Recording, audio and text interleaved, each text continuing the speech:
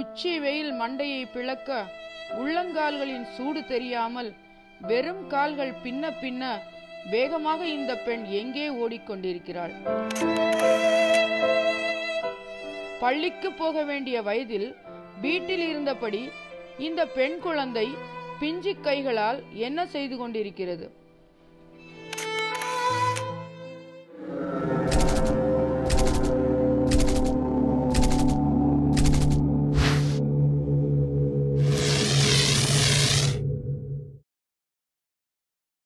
பொதிகை மலையின் வெள்ளி அருவிகளும் பொருணை ஆற்றின் நீர்வளமும் திருநெல்வேலி மாவட்டத்து பசும் பயிர்களுக்கு பெரும் ஆதாரம்.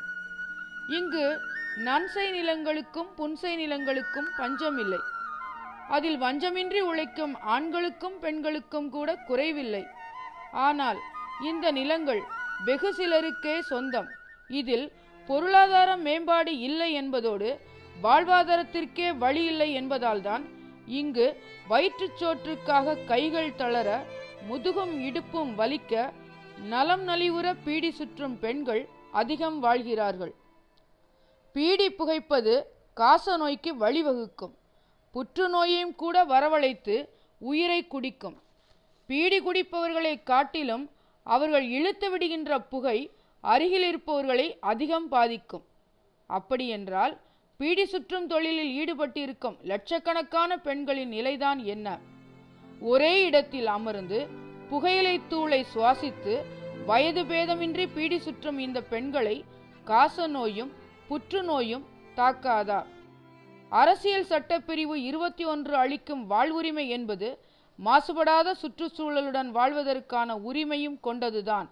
1992ஆம் ஆண்டு MC மேத்தா எதிர் இந்தியன் யூனியன் வழக்கில் இந்திய உச்ச நீதிமன்றம் இப்படி குறிப்பிட்டுள்ளது. குழந்தைகள், இளம்பெண்கள், கர்ப்பிணி பெண்கள், தாய்மார்கள், வயது முதிர்ந்த பெண்கள் என்று எல்லா வயது பெண்களுமே இத்தொழிலில் ஈடுபட்டிருக்கிறார்கள். பீடி சுற்றும் ஒவ்வொருவருக்கும் தனித்தனியாக வங்கி கணக்கு புத்தகம் போல் ஒரு கணக்கு புத்தகம் வழங்கப்படுகிறது.